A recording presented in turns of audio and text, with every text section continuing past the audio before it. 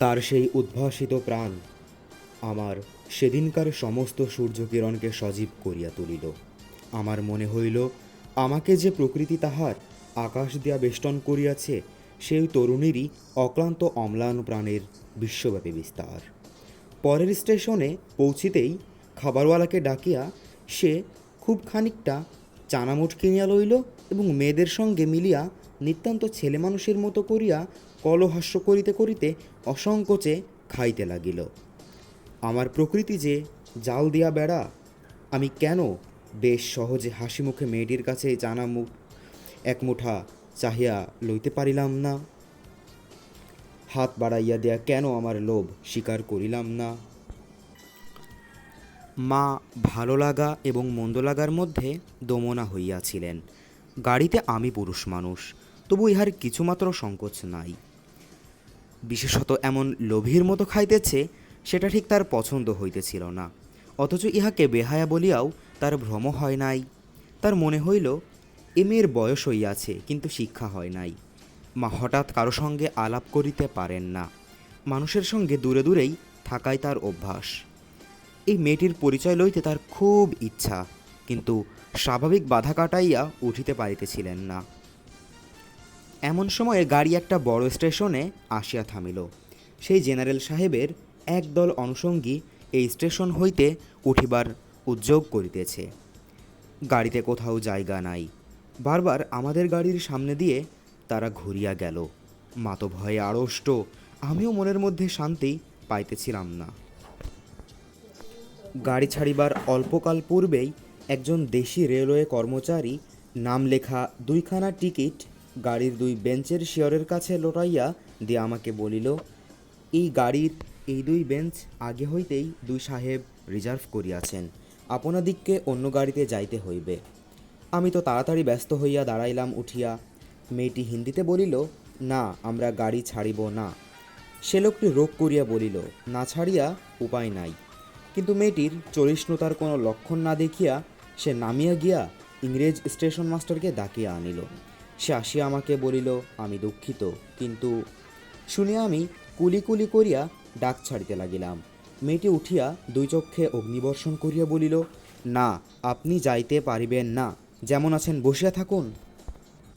বলিয়া সে দ্বারের কাছে দাঁড়াইয়া স্টেশন মাস্টারকে ইংরেজি ভাষায় বলিল, এই গাড়ি আগে হইতে রিজার্ভ করা, এ কথা মিথ্যা কথা, বলিয়া নাম লেখা টিকিটটি খুলিয়া প্ল্যাটফর্মে ছুঁড়িয়া ফেলিয়া দিল। ইতিমধ্যে আর্দালি সমেত ইউনিফর্ম পরা সাহেব দ্বারের কাছে আসিয়া দাঁড়াইয়া আছে। গাড়িতে সে তার আসবাব উঠাইবার জন্য আর্দালিকে প্রথমে ইশারা করিয়াছিল। তাহার পর মেয়েটির মুখে তাকাইয়া তার কথা শুনিয়া ভাব দেখিয়া স্টেশন মাস্টারকে একটু স্পর্শ করিল এবং তাহাকে আড়ালে লইয়া গিয়া কি কথা হইল জানি না। দেখা গেল গাড়ি ছাড়িবার সময় অতীত হইলেও আর একটা গাড়ি জুড়িয়া তবেই ট্রেন ছাড়িল। মেয়েটি তার দলবল লইয়া আবার এক পত্তন চানামুঠ খাইতে শুরু করিল, আর আমি লজ্জায় জানালার বাহিরে মুখ বাড়াইয়া প্রকৃতির শোভা দেখিতে লাগিলাম। কানপুরে গাড়ি আসিয়া থামিল। মেয়েটির জিনিসপত্র বাঁধিয়া প্রস্তুত স্টেশনে একটি হিন্দুস্থানি চাকর ছুটিয়া আসিয়া ইহাদিগকে নামাইবার উদ্যোগ করিতে লাগিল। মা তখন আর থাকিতে পারিল না, জিজ্ঞাসা করিলেন, তোমার নাম কি মা? মেয়েটি বলিল, আমার নাম কল্যাণী। শুনিয়া মা এবং আমি দুজনেই চমকিয়া উঠিলাম। তোমার বাবা? তিনি এখানকার ডাক্তার, তাহার নাম শম্ভুনাথ সেন। তারপরেই সবাই নামিয়া গেল। মামার নিষেধ অমান্য করিয়া মাতৃ আজ্ঞা ঠেলিয়া তারপরে আমি কানপুরে আসিয়াছি। কল্যাণীর বাপ এবং কল্যাণীর সঙ্গে দেখা হইয়াছে। হাত জোড় করিয়াছি, মাথা হেঁট করিয়াছি। শম্ভুনাথবাবুর হৃদয় গলিয়াছে। কল্যাণী বলে, আমি বিবাহ করিব না। আমি জিজ্ঞাসা করিলাম, কেন? সে বলিল, মাতৃ আজ্ঞা। কি সর্বনাশ! এ পক্ষেও মাতল আছে নাকি? তারপরে বুঝিলাম মাতৃভূমি আছে। সেই বিবাহ ভাঙার পর হইতেই কল্যাণী মেয়েদের শিক্ষার ব্রত গ্রহণ করিয়াছে। কিন্তু আমি আশা ছাড়িতে পারিলাম না।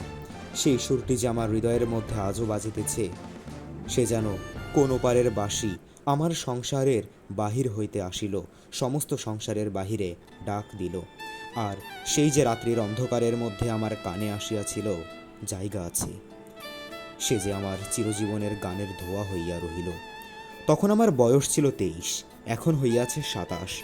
এখনও আশা ছাড়ি নাই, কিন্তু মাতুলকে ছাড়িয়াছি। নিতান্ত এক ছেলে বলিয়া মা আমাকে ছাড়িতে পারেন নাই। তোমরা মনে করিতেছ আমি বিবাহের আশা করি? না, কোনো কালেই না। আমার মনে আছে কেবল সেই এক রাত্রির অজানা কণ্ঠের মধুর সুরের আশা। জায়গা আছে, নিশ্চয়ই আছে, নইলে দাঁড়াবো কোথায়? তাই বৎসরের পর বৎসর যাই আমি এইখানেই আছি। দেখা হয়, সেই কণ্ঠ শুনি, যখন সুবিধা পাই কিছু তার কাজ করিয়া দিই, আর মন বলে এই তো জায়গা পাইয়াছি। ওগো অপরিচিতা, তোমার পরিচয়ের শেষ হইল না, শেষ হইবে না, কিন্তু ভাগ্য আমার ভালো, এই তো আমি জায়গা পাইয়াছি।